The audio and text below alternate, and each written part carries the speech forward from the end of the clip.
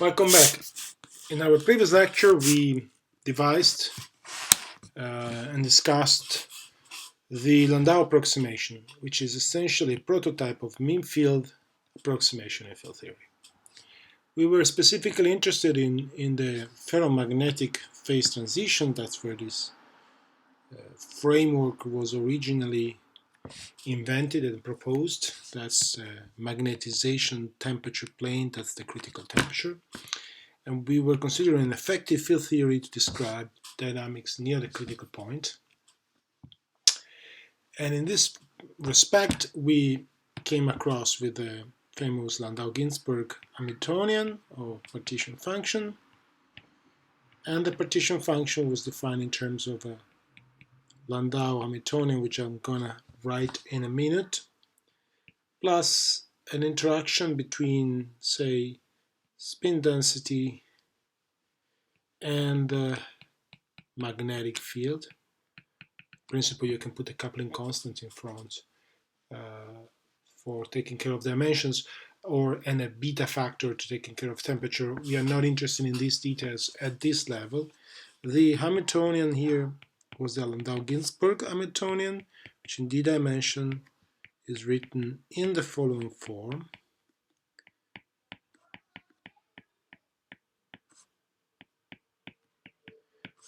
Plus lambda O u naught fourth phi to the fourth x. And remember, the phase transition is an entirely non-perturbative phenomenon. It collects correlation lengths diverge, so everybody is in interaction with everybody else. And the result of this all-to-all sort of interaction framework, there is no way you can perturb a ferromagnetic correlation function to obtain a paramagnetic correlation function to generate a ferromagnetic one. You really have a completely change of vacuum structure, as they would say in field theory, or in any way completely different field configuration contribute to the path integral. And that's the spontaneous symmetry breaking famous mechanism. And like I said in the last lecture, in this course we are not so much interested in the theory of Landau-Ginzburg theory of phase transitions per se, but instead I'm more interested in the technical aspects of field theory approaches to this theory.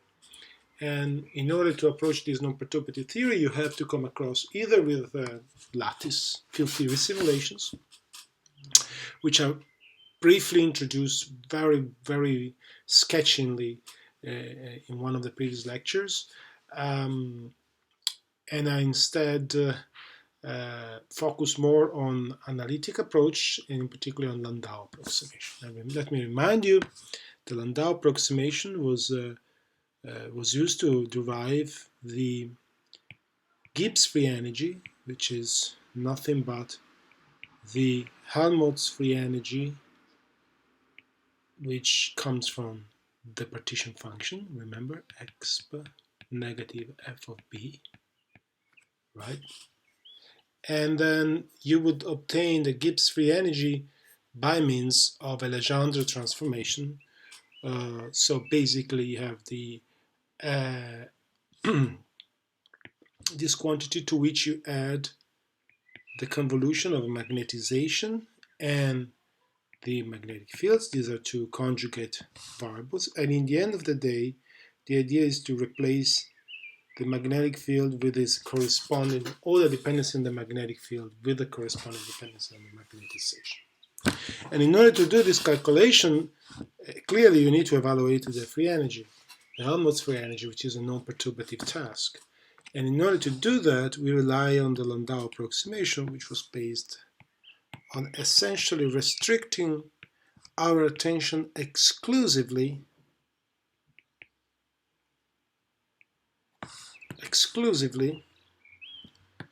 on the saddle point solution.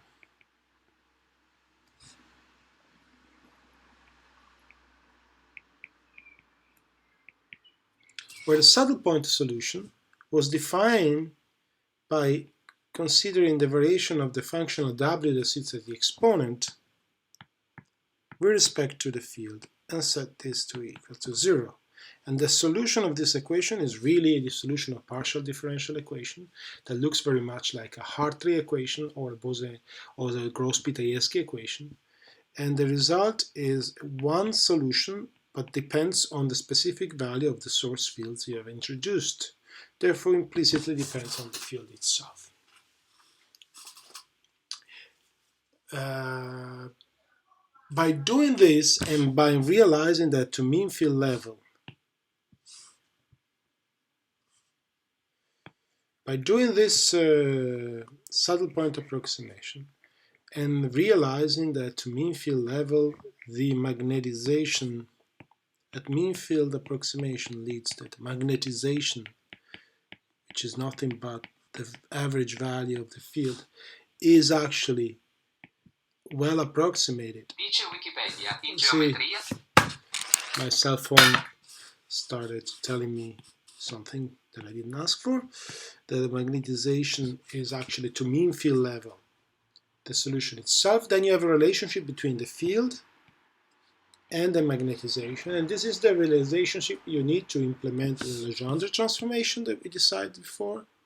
And in the end of the day, you come up with an expression for the Gibbs free energy, which is nothing but the original Hamiltonian that sits right here, written as a function of the magnetization field rather than in the field. This is a specific result of the mean field approximation. It's not true in general. So this is not an equality that only depends on your Hamiltonian. This is an equality that depends on the Hamiltonian, because the Hamiltonian explicitly enters the equality, but also it's only valid up to mean field effects. So you're really neglecting any fluctuations around the mean field, only considering the mean value of the field, or more specifically from the mathematical point of view, what we considered were only the saddle point fields, the most probable fields. But due to this equality, the most probable fields, which we restrict to, are actually the mean field. So this equality that you see here in this part that I'm going to outline in red, right, this one, this is the equality that really is telling me that the saddle point approximation in path integral representation does in fact yield a mean field approximation, because restricting to the saddle point is equivalent to setting the field equal to its mean value. Right. So if you read books on mean field approximation, basically any statistical mechanics or quantum many-body book will have a section on mean field approximation. And you will read a lot about when they are reliable, when they're not. In the end of the day, you never know for sure until you try. And the results depend very much on the dimensionality of the system. There's a long discussion that the mean field approximation become exact for infinite range interactions, infinite dimensional systems. There are a lot of conditions where the mean field approximation asymptotically becomes an exact approach. Once again, it would be interesting to go in that direction, but it would become a little bit, it would take us astray for a while, which we cannot afford given the amount of lecturing hours that we're left in this course. Instead, we're going to barely scratch one fundamental question, and is, can we go beyond mean field? And again, I want to draw an analogy here with the problem we're going to go for today, with a problem that is always is often also encountered even in a quantum level. In one of the previous lectures, when we defined Feynman path integral for the propagator,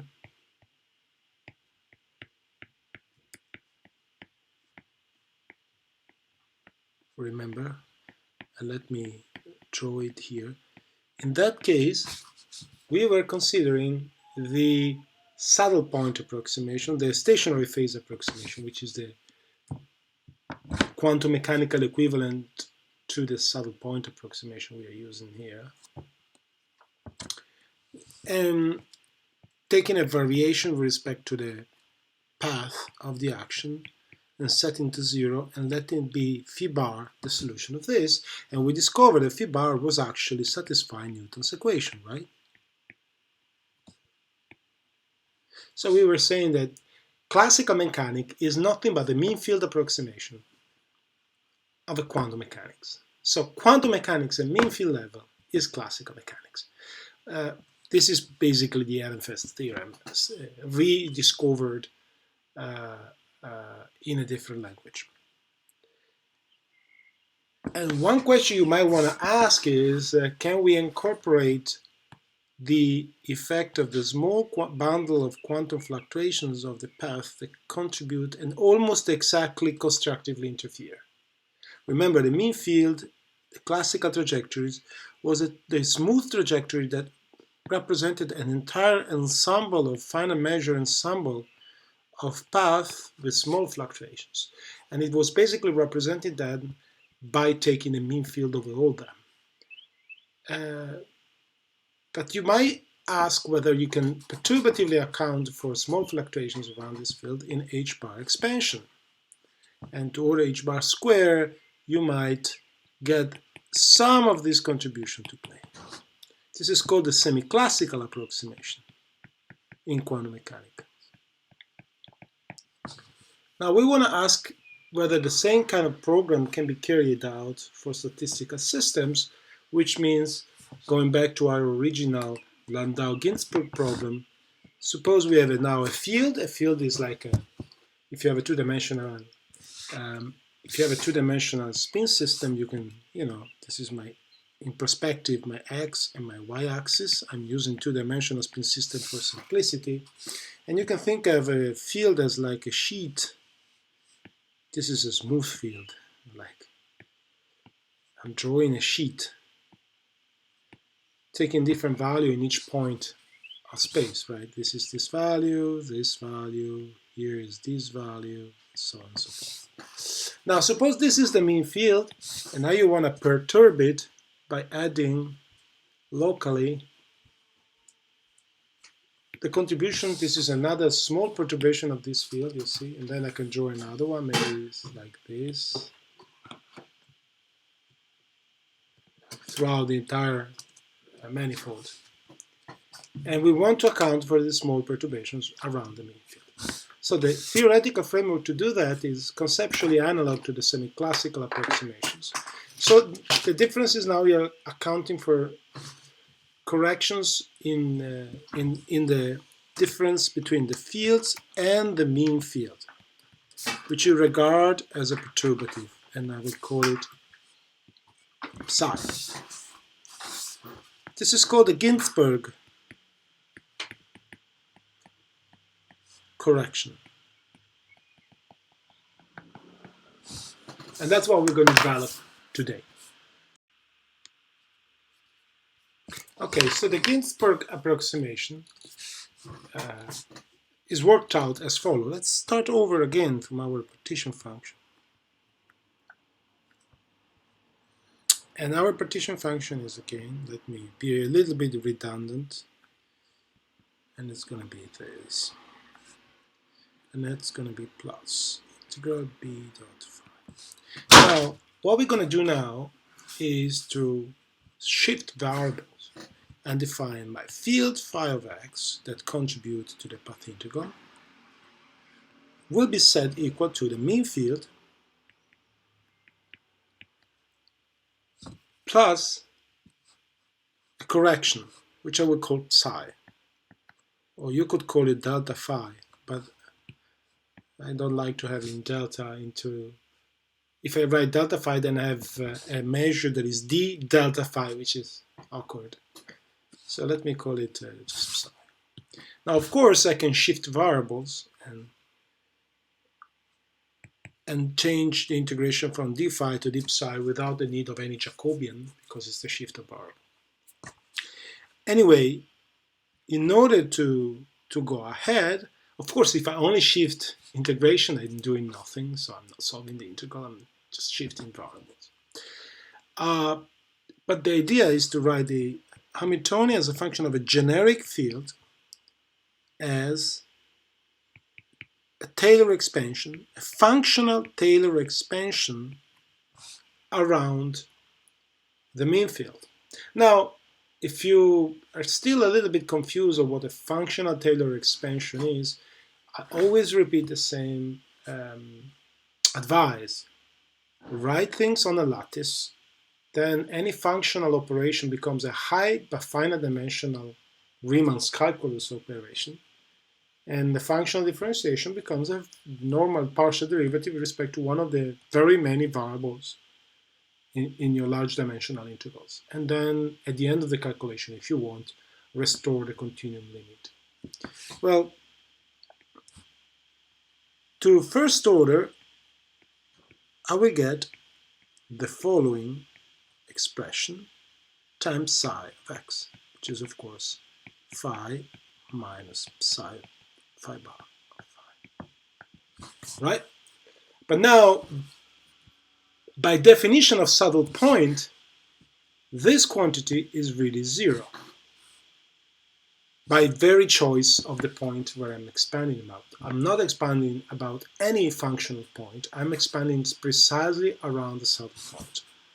And if I go beyond this term, then of course I will have, well, obviously when I write this expression going back, what I really mean is a dot here, which means that I'm integrating over y, and integrating over dy here. Right.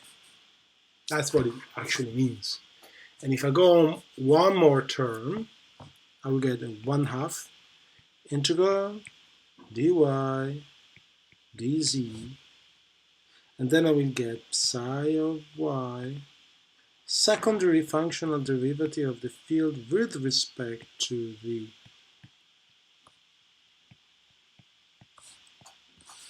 evaluated phi bar,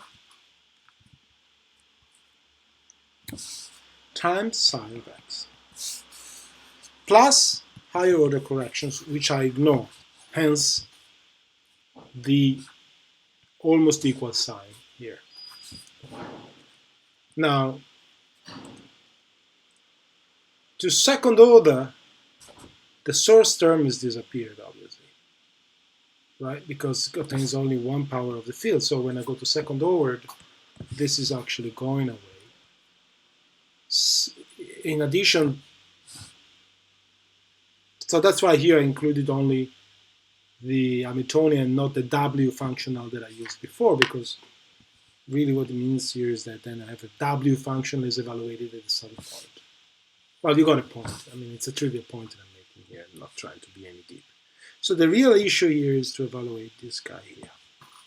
The second functional derivative of the Hamiltonian with respect to the field. Now, let's be a little bit pedantic and doing this explicitly. So let's remember that my field can be written, and I want to use another notation here. We can use z. And then I have, say, negative square divided by 2 times r0 square divided by 2 phi of z. And then I have a plus u0 over 4 integral d dz phi to the 4th of z. Now, when I perform my first functional derivative, I am actually singling out, you know, as usual, I can kill one power of phi. And we already seen this. I can act with a functional derivative in principle here or here. But when I act on this term here on the right, I can use the hermiticity of this operator to have it act on the left, so that I'm basically doing twice the action on the left. That's why we like Hermitian operators, if you want. So the first functional form will be negative. So the derivative with respect to the field, say at x, will give me negative of 2 plus r0 square of 2 phi of x plus u0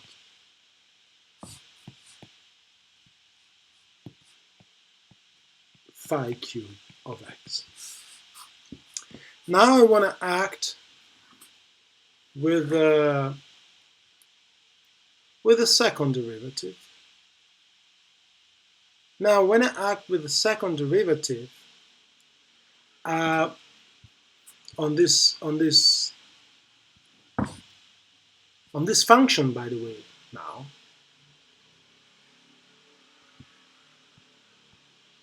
I get something even different. I get an operator.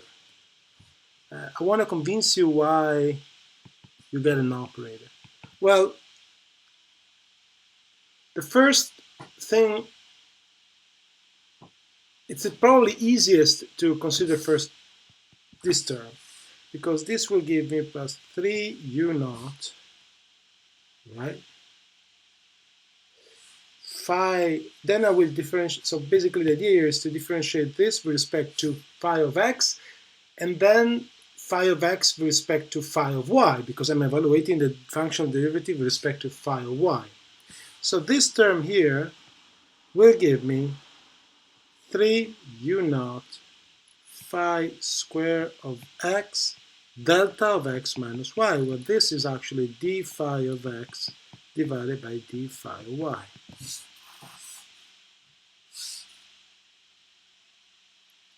As far as this term is concerned, you have to think in terms of distributions, and so all of this has to be thought in terms of a distribution, since the result is an operator. Because if you take away, naively, if you take away one field, all you're left with is an operator on this level, right? So it's a double operator. So functionally differentiating with respect to phi, it means really that if you take this and you integrate by a test function f, and you evaluate the result of functionally differentiating with respect to this field, what do you get? But then clearly you can again use hermeticity and act with the derivative on the test function, and again the result will be that for any test function, the result of a double differentiation will be an operator. So your result will be that this is delta of x minus y negative d by 2 with respect to x plus r naught square with 2 plus u naught cubed phi of x. And now you have to evaluate it at the mean field, so this will become the magnetization field cube. Sorry, I am confusing. This guy here was to the third, so the magnetization is actually squared. So it's going to be 3u naught magnetization squared.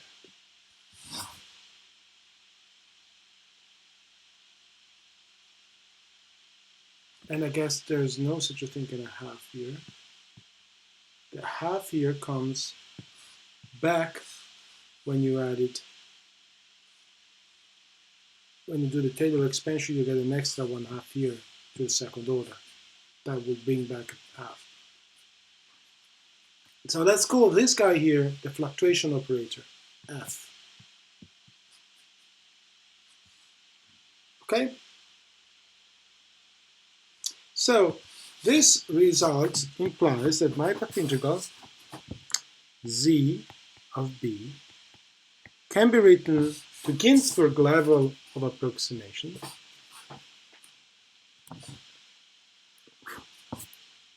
to the Ginzburg level of approximation.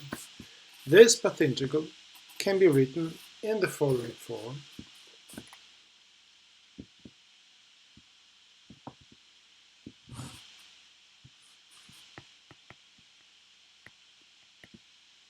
That's exponent, sorry, there's a, my e to the negative, the Hamiltonian evaluated in phi b plus phi b dot b, and then an integral over the field, the psi value, and this is written like psi dot f psi, which is of course implies a bilinear form with the double integral. Now this is plus corrections, of course. This is just a solid point. Now, if f is a good Hamiltonian, if the Hamiltonian is a good Hamiltonian, the fluctuation operator is Hermitian and bounded from below, which basically means that he has up to an overall constant, a real positive spectrum. We can always set the ground state to be resettled to 0, and therefore the entire spectrum will become positive up to a constant, which simply says that this integral is well defined for the mathematical point of view. Now, we already encountered this integral while we were doing the Wick theorem discussion, but we never had to evaluate it. We always multiplied it in front. We said, whatever it is, we don't care. But we now do evaluate it. And how? Well, we recall a general property of, well, we all know that, one-dimensional Gaussian integration. And this is up to a factor of 4 pi, which I don't care. This is proportional to 1 over root of sigma, right? And there's this famous 4 pi factor. So this is just a proportional. Now, what happens if you, instead of having one variable, you have a product of n variables?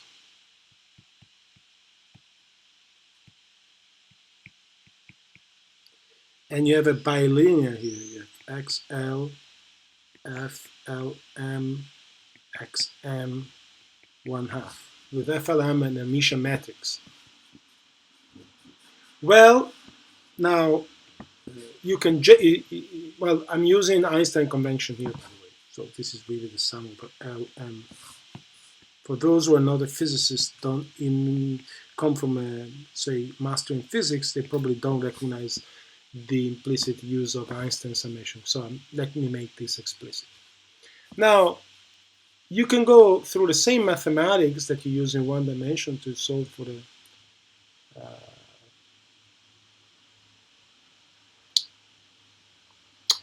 the Gaussian integral to provide the result of this Gaussian integral. Let me do it. Since f is a Hermitian, you can always define a unitary operator that diagonalizes this matrix. So let's define some new basis. Let me call it psi k, which is the result of acting with a unitary transformation that diagonalizes. So this is the eigenstate of FLM, eigenvectors of FLM. And this is the rotation matrix that takes you from the x basis to the eigenstate spaces. Very well. Well, then this is a unitary transformation, which means that the Jacobian of this transformation is 1 because of u is unitary, right?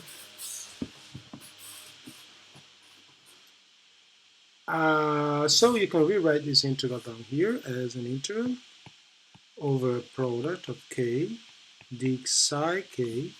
And now, of course, here in the exponent, I'm getting my rewards from having chosen the right basis, the basis of the eigenstate of L.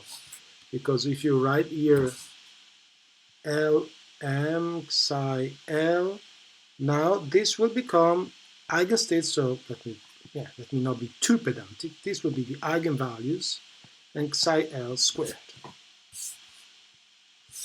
So by going to this basis, now my multidimensional integral has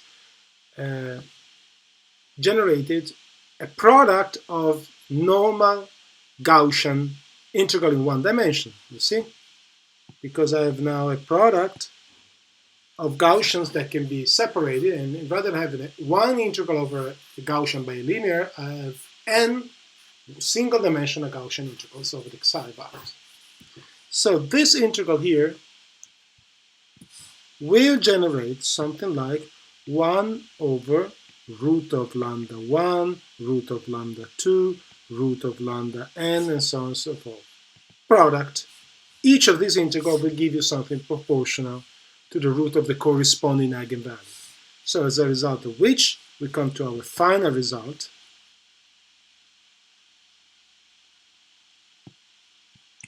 that this is actually up to an irrelevant constant over 5 pi, whatever it is. This is actually 1 over root of determinant of f. The determinant being the product of all the eigenvalues of the matrix. And by the same footing, you can actually show a very famous identity in matrix theory, which is the determinant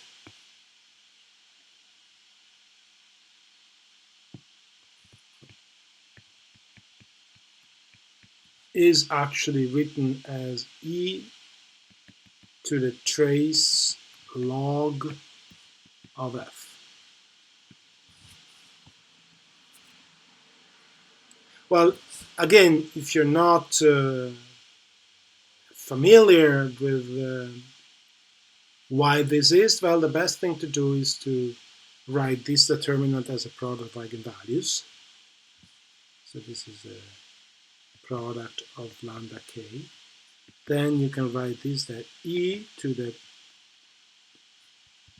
logarithm of the product of lambda.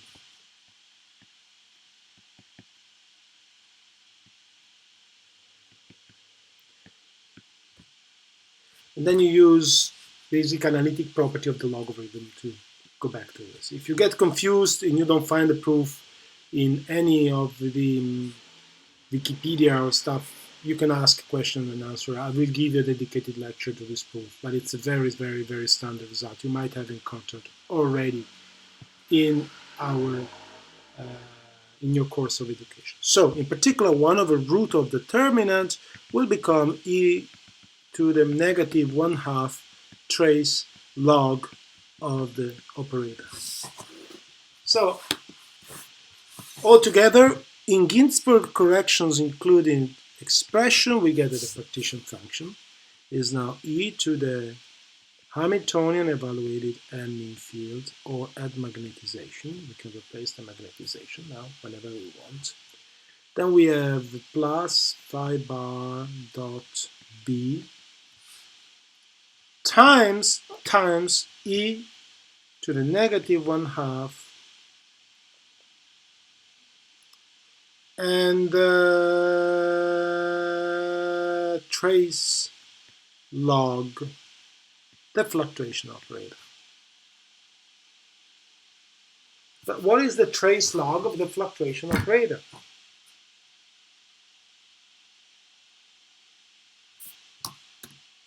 Well, in order to do that, we recall that the trace can be evaluated in any basis we want. So we are doing trace log f, right, can be written as integral, for instance, in momentum space. I'm just choosing 3 dimensions here for simplicity. You should always write d dimension, perhaps, for consistencies with previous. So I'm integrating over the basis, and I'm integrating, if you want, the logarithm of this operator in momentum space, right?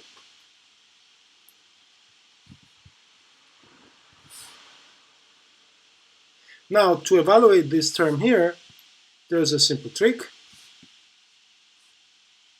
The idea is to first consider in form of f, which basically first remove the f, the logarithm, and only consider the operator, trace of the operator. Why do you want to do that? Wait a second.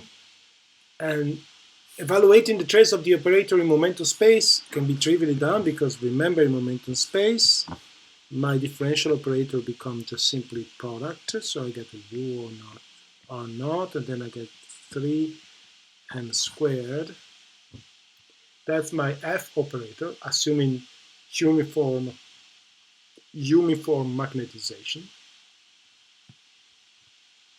So the trace of F is the integral of this guy. Now, when you want to do logarithm, you can repeat this. The trick is your logarithm of x can be written as a sum of, in the analytic regime or in the analytic region of this function. You can always write it. This is an operator in this form. This is actually what it means in terms of operators. The logarithm of an operator, it really is its Taylor series, right? So for each of them, you write this, and you get a function now, no longer an operator. So once you have a function, you can resum everything. And so basically, the final result is that you reconstruct the logarithm. So for each of these terms, you do a trick like this. So in the end of the day, this will become the logarithm of p squared over 2 plus r naught squared plus 3n squared. So now we have had that due to this fact, what used to, I call it the W function of, remember, well, you can write it as the Gibbs function of magnetization, will be the Hamiltonian as a function of the magnetization plus a correction, which is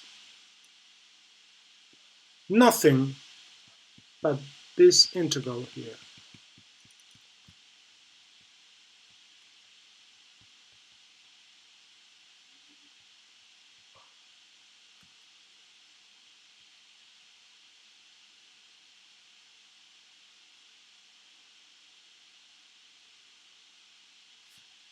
Now, this integral here will produce extra dependency on m. So will affect this. So what is this physical interpretation? Is that the Gibbs free energy, whose minima determines the stable configuration, thermodynamical stable configuration of the systems. In the presence of fluctuations, the most stable configuration may not be the minimum energy configuration. And we know this from basic thermodynamics. It's the entropy thing, right? There's always a contribution of energy versus entropy. And this is an entropic contribution, if you want. Because I'm actually counting the number of small field fluctuations. And there could be field configurations which have a slightly large energy, but much more fluctuations around it, and on a thermodynamical basis, they contribute the most. This would be the equivalent of a single-dimensional thermodynamic state in which I have, say, a small energy and a slightly more energy base. Now, this energy state has a lower energy, but has a much, much lower entropy. And when I account for fluctuation around the minimum energy configuration, it turns out that this has the lowest free energy. Analogically, this is a completely analog to what it's written here. I've included the energy configuration of the minimum energy, the saddle point configuration here, but I have accounted extra m dependencies here, which accounts for the volume, functional volume of fluctuations around the mean field. And this is the Gibbs correction. Now, you immediately see that this expression has severe problems in terms of mathematics unless you regularize it. But at this point in the course, we should not be worried too much about regularization and renormalization. Okay? Okay, so with the Ginzburg correction, we have defined an effective free energy, which automatically accounts for the effective fluctuations. And in field theory, in quantum field theory, this is called the one-loop effective action, which is an action whose equations of motion directly account for order h bar square corrections. In thermal field theory, This effective expression automatically accounts for the presence of fluctuations around the loop. Okay, final consideration. Can we go beyond mean field? Sorry, can we go beyond Ginzburg correction? In principle, we can. In practice, it's a nightmare, and I am not aware of any significant major progress in physics having been done by going to multiple loop level around an effective action calculation. This is an exponentially steep, technically difficult calculation. And so typically, if people, if they can stick to the mean field. If you really are desperate, you go to the Ginzburg correction, and you basically stop there.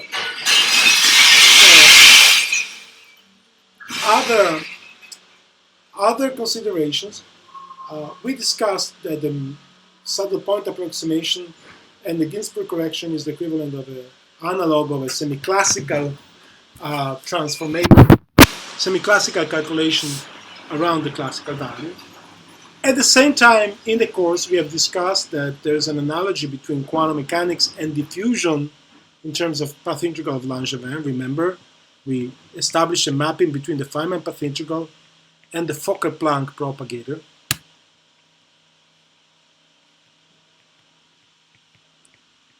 If you go back on the notes, you'll find this. And times an Euclidean propagator in imaginary time, right?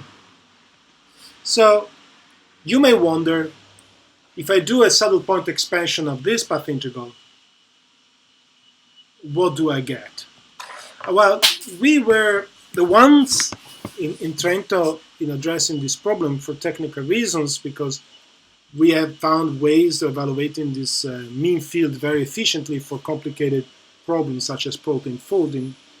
And it turns out that there's a couple of papers where you see the development of this theory for diffusion. If you're interested in, I can drop the reference to those papers, both to the Landau approximation, which we call dominant reaction pathway approximation,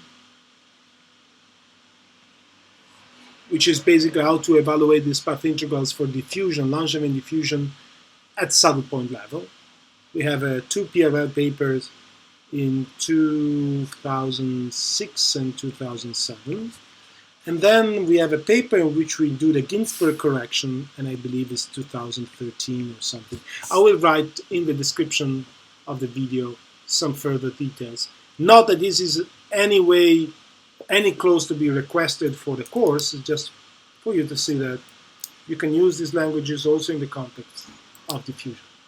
Okay, that's it for this lecture. Bye-bye.